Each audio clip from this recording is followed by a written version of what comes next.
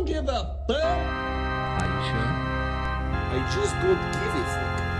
Presenting The Art of Not Giving a Fuck with Garrett John.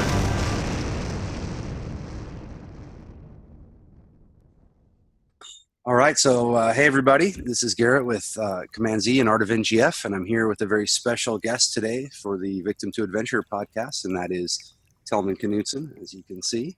What's up? Welcome to the show, Tellman, and I'll give you a little bit of background, you guys. Tellman is a longtime internet marketer, kind of superstar, who's been lingering in the back of my mind for many, many years, so it's really cool we get to have him on the show. What I remember way back in the day was some really inspiring content from a brand called Everything. So we're going to touch on that. Still alive and well.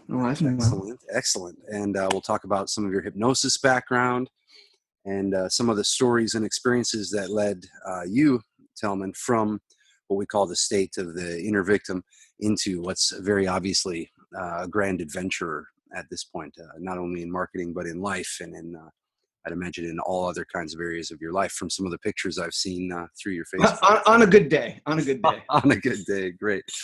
So why don't we dive right in, and I'll ask you just to share that story about when you were growing up with the leg braces and the running and everything. Let's just leap right into that. Yeah, well, first of all, I do want to apologize. I know you never open up an interview with an apology, but if I'm a little red-faced and if I start sweating profusely in the middle of this interview, I just got back from a 45-minute barefoot run that was fast and furious, and it was longer and way more humid than normal for Vermont, which is where I live. And so the heat just zapped me and made me start sweating like crazy. So sorry in advance, a little bit sweaty, too much barefoot running. And I'm also drinking a little protein smoothie so I don't pass out on anybody in the middle of the interview. So I was actually thinking about this interview and the podcast show before before the show and while I was out on this run, I was thinking about, okay, so we're on the art of not giving a fuck here. And I was like, do I really not give a fuck? Is that true? You know, I was like thinking about it a little bit, and I had this shadow of a memory pass through my mind of being, I think, in junior high school or maybe high school, and hearing a few kids gathered, outside of my peripheral vision that were just like, he just doesn't give a fuck. And this is something that I started realizing was a way of achieving enormous freedom when I was very young. And I know maybe a lot of people have this awakening in midlife crisis, they're 40 years old, which I'm turning, in January.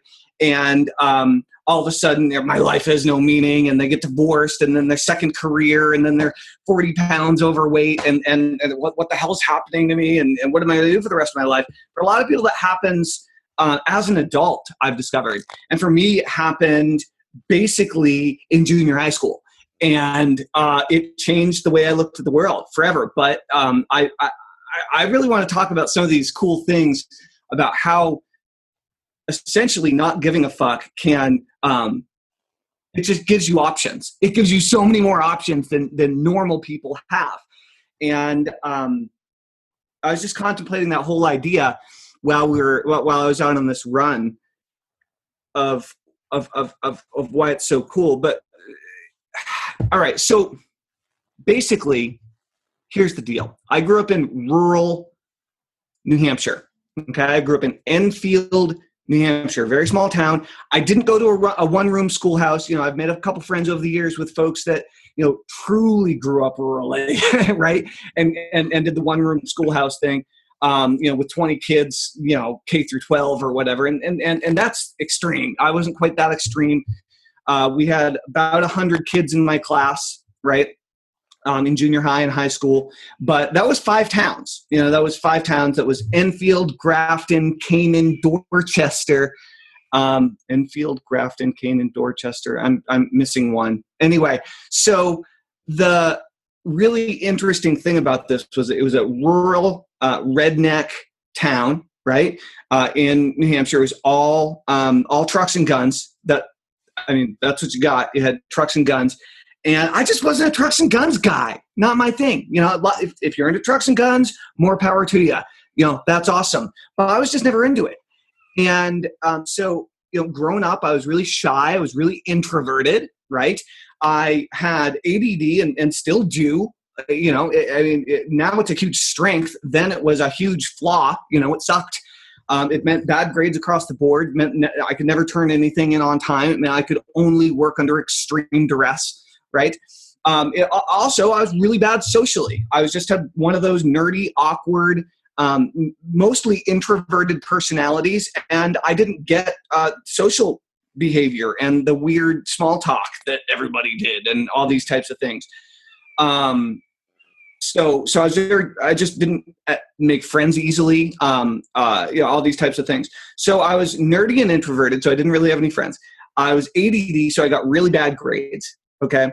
I had twisted legs. So I was born with a disease, a very minor disease called femoral antiversion. So it's actually a leg deformity where both of my femurs, which is the bone that attaches between your hip and your knee, were bent inward. So basically both my feet pointed in at 45-degree angles. I essentially couldn't walk without tripping over myself for my entire childhood. Sucked.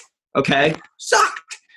So bad socially, twisted leg. Oh, I had no hand or eye coordination. I actually couldn't reliably catch a ball until I was 23 years old. I'm not exaggerating. So any kind of sports were out. You know, I was skinny, so I had that going for me. You know, I had a really strong metabolism, so that was good. And I had tons of energy because I was ADD, so I wasn't lazy. That was good. But and all these things just weren't working for me in public school, right? My parents got divorced when I was young, so parents got divorced, parents got remarried, parents got divorced again. Have more parents and step parents than I can count on one hand. So that's kind of weird for your family life, right? And fortunately things are all settled down and good now, but there was a lot of flux as a kid, and so essentially going to school every day for me was the worst thing ever.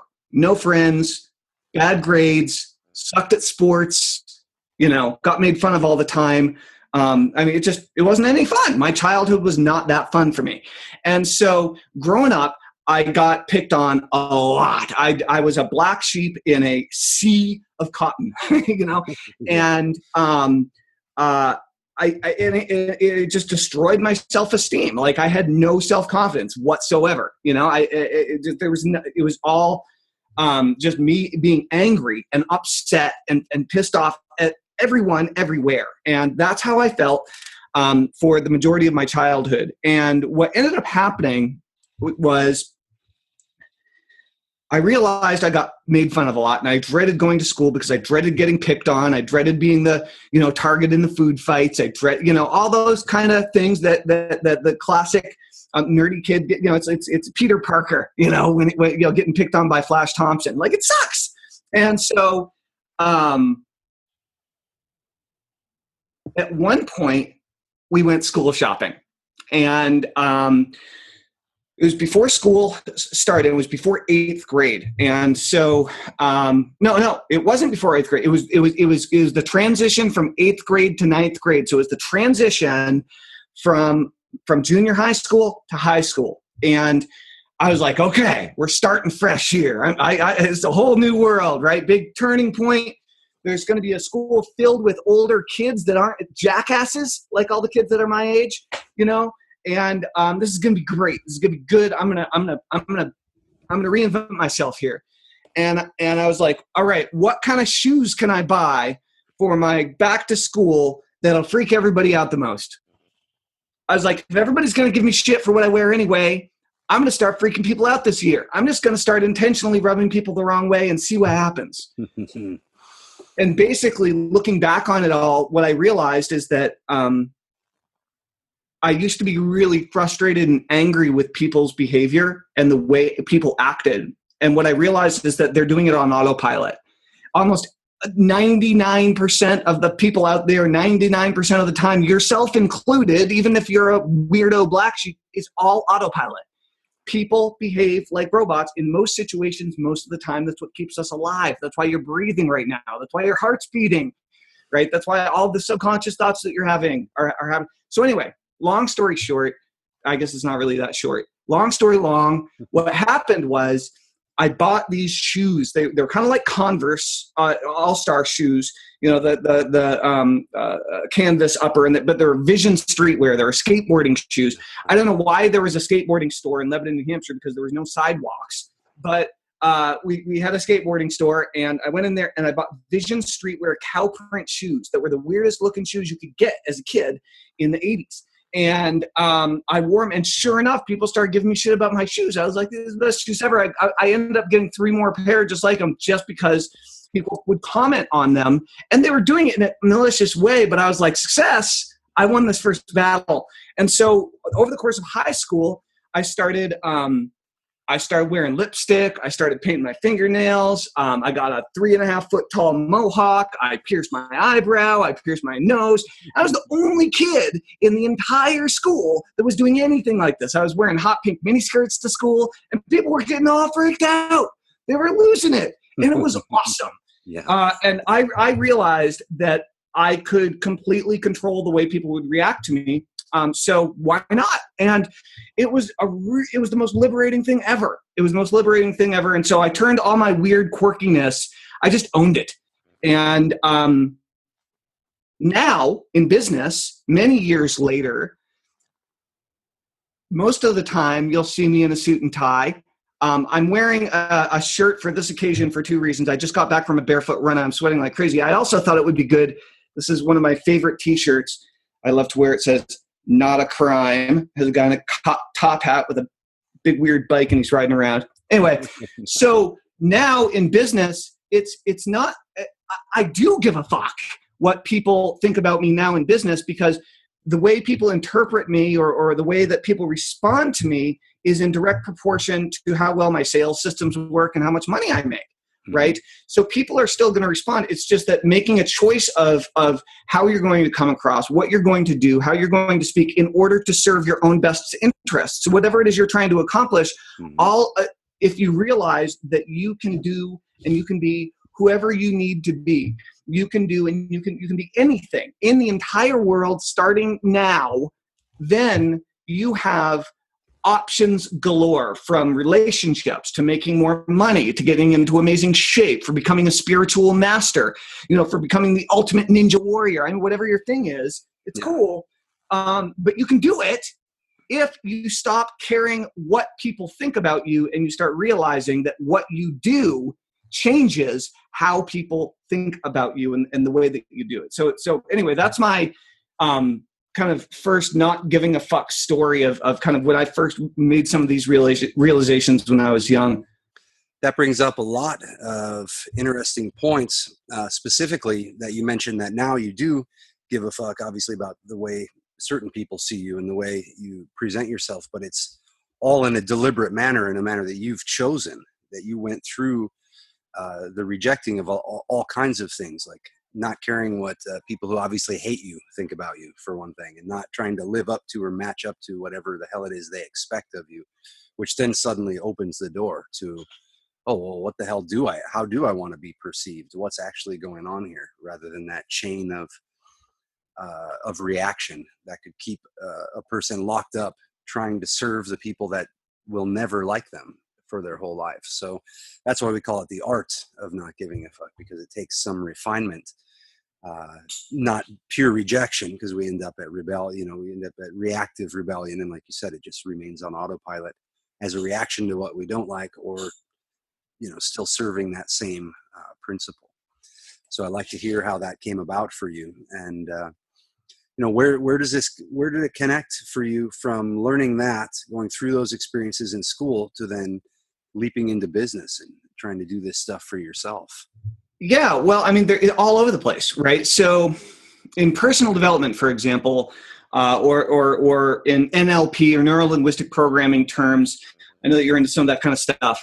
You talk about generating your own internal state, or you're generating a state, or moving into a state, right?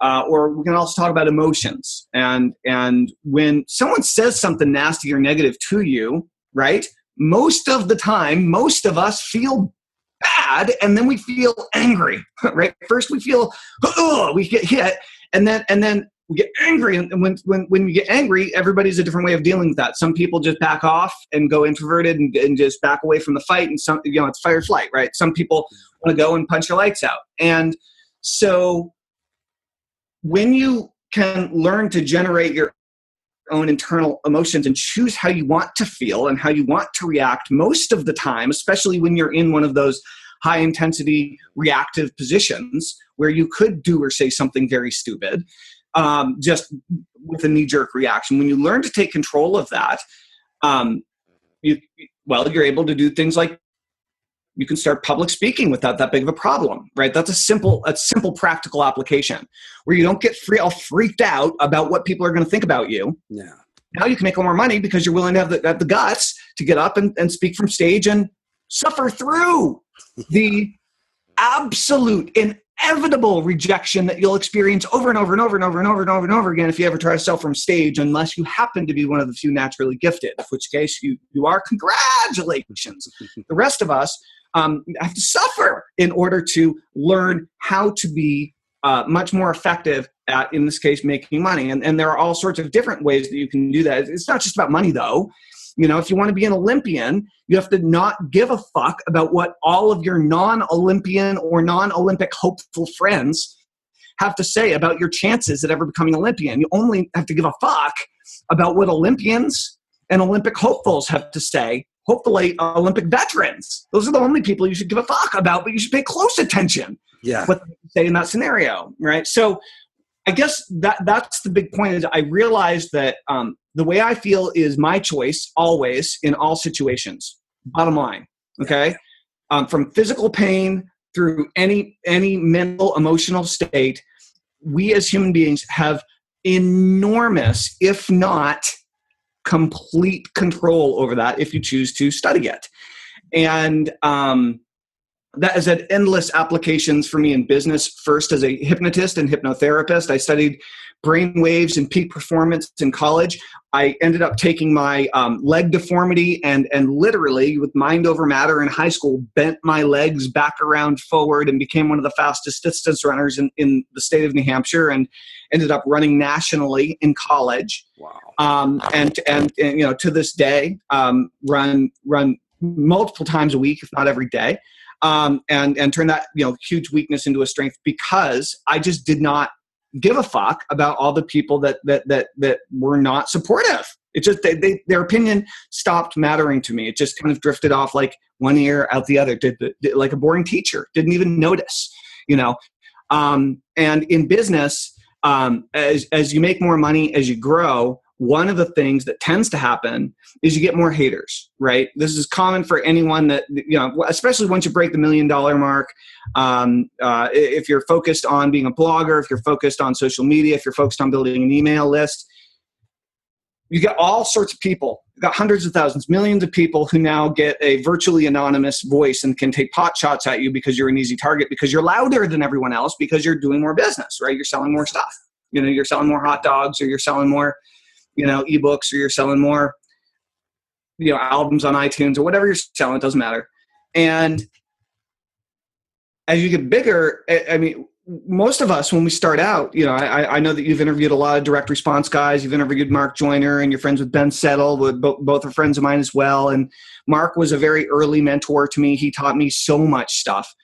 But the reality is, at first, when you're building your audience, you're building your tribe, you're building your following, right? In our case, we build our email list because it's just a smart thing to do if you actually want to make some money, right? And what happens is, at first you check all your emails, and then what happens is you grow and you grow and you grow, and eventually people start writing you hate mail, and for me that sucked. The hate mail, like, you get 10 pieces of fan mail and 1 piece of hate mail. And what are you thinking about as you're going to bed at night? The fucking hate mail, Yeah. And, but then I realized something really interesting, which is that roughly 4% of the population of the world is certifiably insane. And I realized, 4% of my list is also certifiably insane. that's where most of this hate mail is coming from. And I looked at the numbers, and sure enough. So the point is that as you get bigger, as you make more money, you have to deal with bigger problems. You have to deal with higher pressures. I remember once in 2009, I decided to run across America barefoot and raise money for homeless youth. And it was a project with Richard Branson and Virgin Unite, and Joe Polish was very heavily involved, and it was awesome. Yeah. And I got a scathing newspaper article written about me from a local Vermont reporter who was trying to be a punk ass. And it was so negative and nasty. And it just destroyed me, because it was the first like massive newspaper article written about me. And it was Tellman is the devil, you know? And I was raising money for homeless kids running across America barefoot. And this guy just decided to be a weirdo. And it bugged me so much. And I went to a mastermind group. I was in Joe Polish's 25K group, his Genius Network mastermind. Paul Abdul was there, and I got up on stage. You know, it was a little stage because there were only 30 people there or whatever. Got up in front of the room on the hot seat. I was like, guys, I'm dealing with some media stuff here. You know, my list was about, I think, 500,000, 450,000 people at the time, and I had like 35 employees or something, and we were cooking. And I tell this story, and Paula Abdul basically lost in my face. Right? She's like,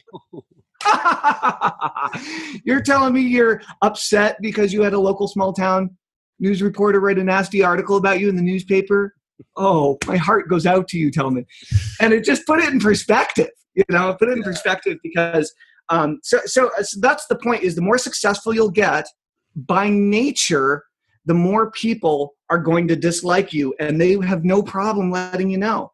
And if you give a fuck, you're fucked. You'll get stunted. There's nothing you can do. You'll stay absolutely stuck at a certain level of growth, no matter what, if you're afraid of criticism. And I'm not saying that I never get mad about criticism. I'm not saying that I never get pissed if somebody writes a nasty blog comment to me or says something negative on a Facebook page. Like, it still bugs me. It's true, but does it bug you over and over and over again? Or are you able to let it out in a breath and move on, and not think about it ever again for the rest of your life, And so those are some examples of some practical applications of what we're doing.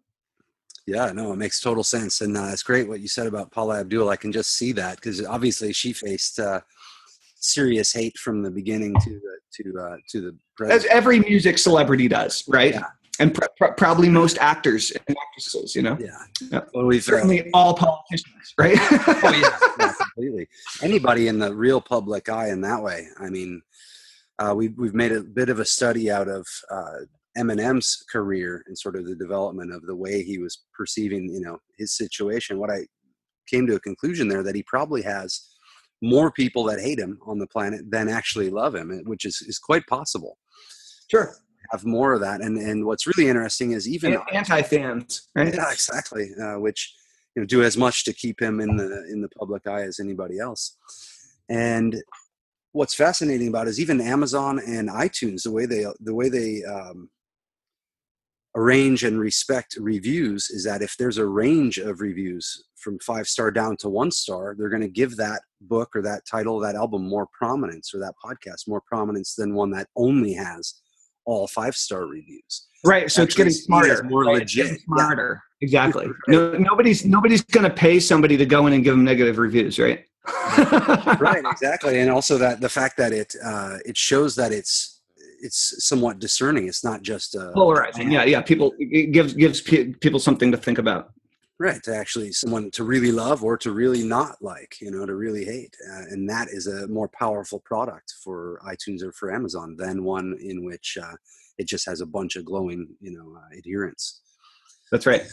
So even in the review systems, we see that represented. So it's okay to have that fuel coming from the people that don't like you as well. And in some ways, it grants legitimacy, even though it's more subconscious, I'd say.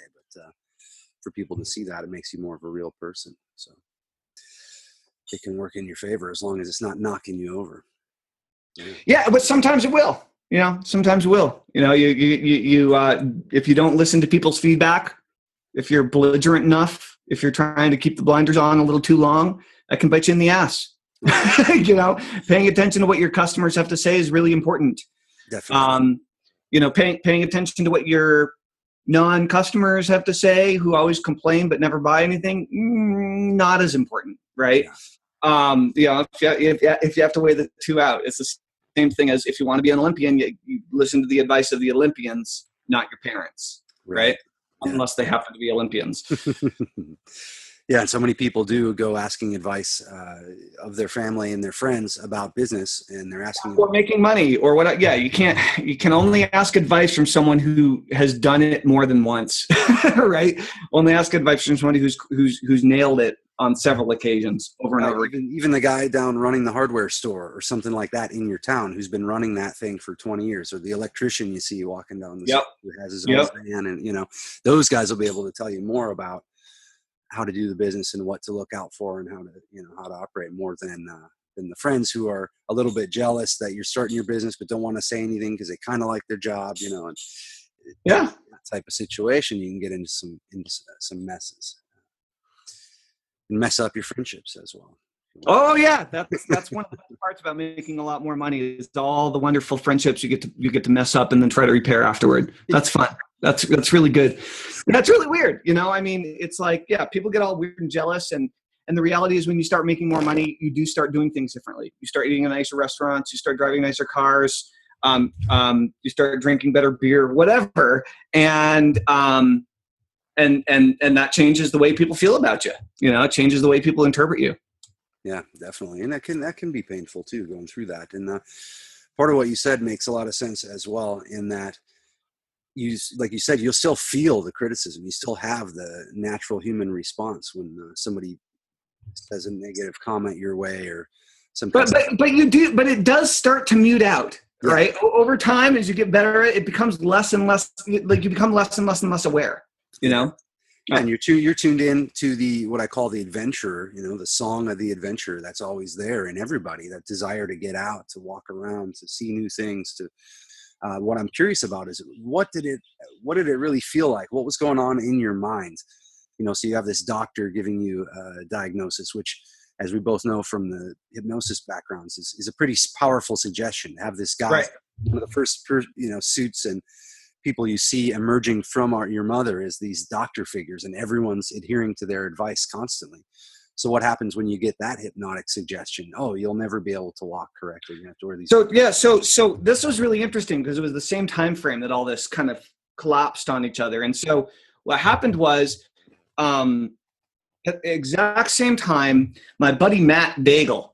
Matt was a natural born runner. This guy could run like the wind from the time he was a little kid. He was a speed demon. And in like 6th grade, he was running at varsity level or he had to get like a special thing from his parents to sign that would allow him to go and race against all the high schoolers. And then he still whooped their ass, Wow, yeah. And so this is my buddy, Matt Daigle. He rode on the same bus as me, and cross country running is not the most popular sport usually. I mean, running is the most popular sport in America right now, which is a big change from the 90s, I'll tell you.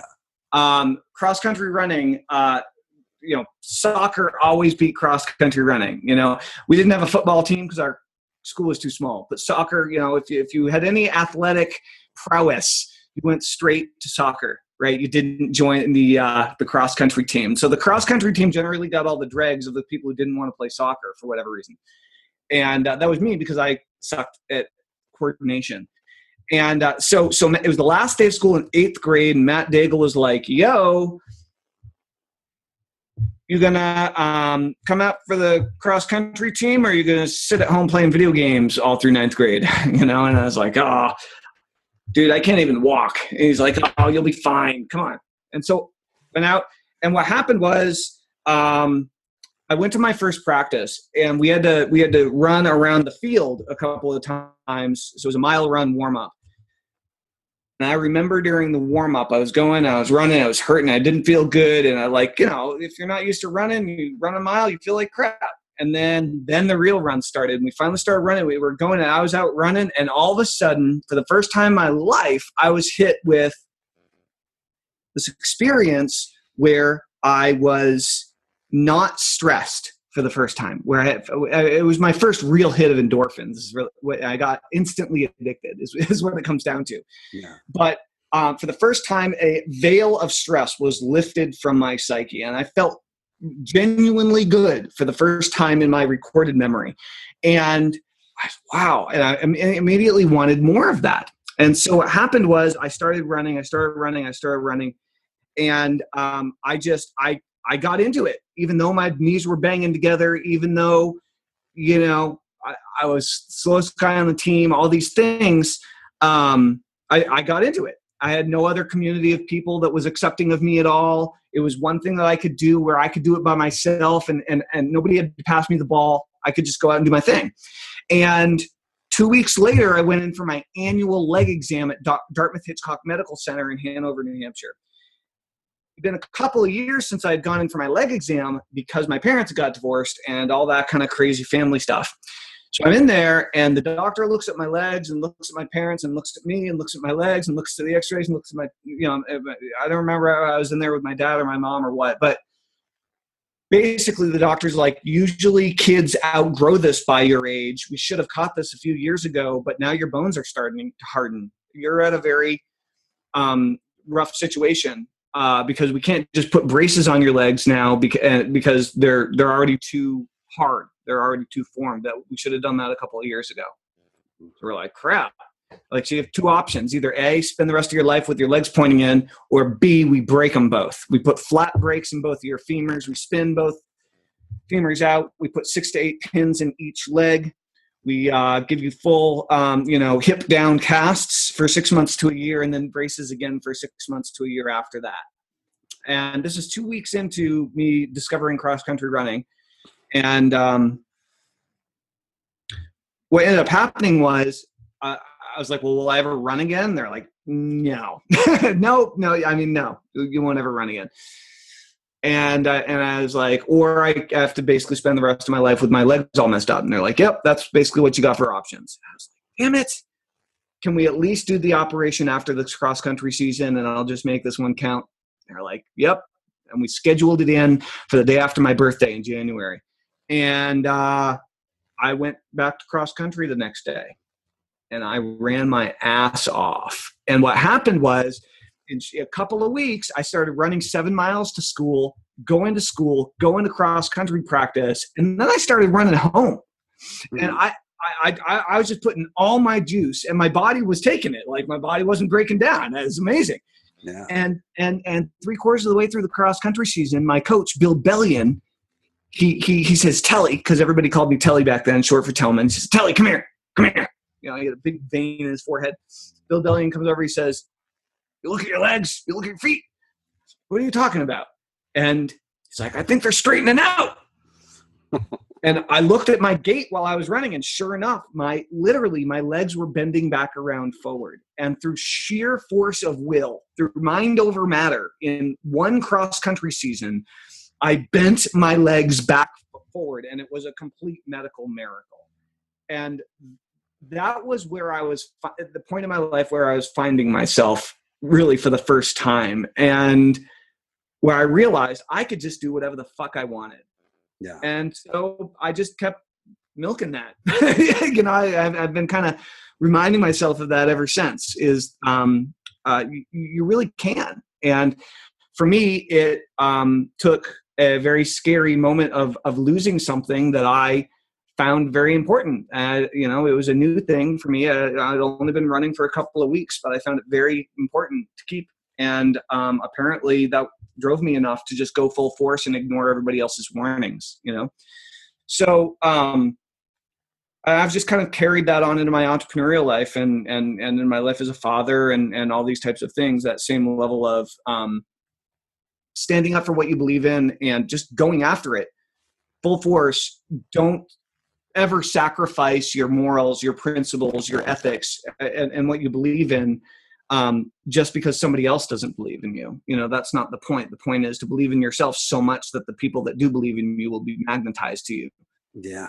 Yeah. That's beautiful. And I see exactly how that relates to business, finding your tribe and everything. So where did that connect for you? So you finished high school, you're running, you're full steam ahead. And then you got into you must have connected with the mindset stuff when you got into hypnosis, and then your brain. Yeah, in college, I studied altered states of consciousness, peak performance. I apprenticed with several different shamans from around the world, studied binaural beats and brain waves, and got into perception. And I didn't finish college because my dad ended up going into a chemical coma in the hospital and this whole crazy thing. But I did become a hypnotherapist. And for me, I was in college to figure out what I wanted to do with my life. And at that point, that made perfect sense. So I became a hypnotherapist. And after college, I ended up opening up 6 different offices. And basically, I hypnotized everybody in Vermont and New Hampshire. And I just hypnotized a lot of people, all one-on-one. I did that for about 7 years. And then I live in a 10,000 person town now in Vermont. And slightly bigger than the one I grew up in, but way cooler. And I got tired of how much money I could make trading my time for money. So I'm kind of fast forwarding through this here Sure. To today. I started a whole bunch of businesses that failed before I was even a hypnotist. My first business was a salsa company and all this other stuff. But I ended up becoming a hypnotist, doing that for a long time. And I wanted to break free of the local economy, but I liked where I lived. Yeah. So I said, the internet, let's go study the internet. In 2004, I went online and I looked around at all the people in personal development, because as a hypnotist, trying to sell hypnosis online in some way, shape, or form, personal development is really the closest thing, right? Mm-hmm. When I say hypnotist, I don't mean a stage hypnotist for comedy. I mean a hypnotherapist helping people with, just deal with various issues, right? Yeah. And what ended up happening is I realized that everybody that was making significant money online at the time had email lists. And so I ended up doing a big interview series about email lists and really dove into email marketing. And for me, that was the ticket to actual cash, right? Is when I learned about email marketing and building email lists. That was the first time that I was ever actually able to make money in my life. Like, I was free. I could wear whatever I wanted to. I could, do all sorts of weird stuff, and be kind of like bulletproof to insults. And I could run real fast, but I couldn't make any money, and that sucked. I still had buddies that were working full-time jobs that were making more money than I was, even when I was hypnotizing 8 people a day on occasion. So it was like the math just wasn't working out. Yeah.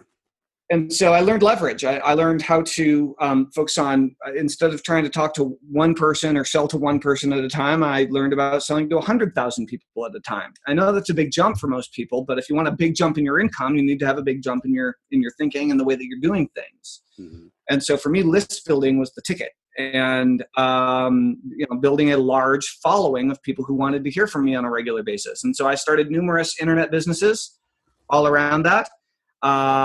Some hypnosis based, some marketing based, all more or less under the umbrella of Overcome Everything, which is the name of my company. And now I've been doing that for 12 years, and I've been doing internet and email marketing for 12 years with various businesses that I've started and clients that I've worked with. And the way all this comes together now is that I mentioned earlier in the interview that I was really not very good at school. I was a very slow reader. And as a result, I really ended up learning how to read via comic books, because the sentences are much shorter. There's a lot more pictures, right? And there's less opportunity for the letters to start swimming around on the page if you're not really good at tracking that kind of stuff. And so I've always loved superheroes. And this entire time, my entire life, I have a huge comic book library. I think I've watched every superhero cartoon on the internet, and I've never been able to bring one of these hobbies, one of these joys of my life directly into my business before. And I recently cracked the code with this new type of email. So for those of you that are entrepreneurs, for folks that are email marketers interested in building your list, this is a really interesting thing that I discovered. And it's this concept of fictional email. And so what I've started doing is creating fictional emails to give people a totally different experience of email. I realized that all of in your inbox, everything is a fact. Everything's always a fact. It may be a conversation, some plans for dinner tonight, or it might be, a transaction for a receipt from something that you bought, or you're on an email list and you're getting education, maybe some educational videos or blog posts, or maybe it's iTunes sending you a notification that a new episode of The Flash just populated in your account or whatever.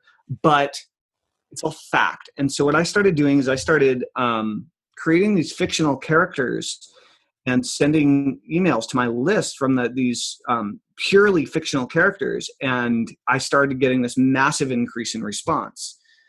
So if I would send an email out, normally it would make me $1,000, right? For example, sending one of these types of emails out will make me $10,000. Wow. Selling the same product or service at the end, except it's pure fiction. And so we're calling it Project Hero.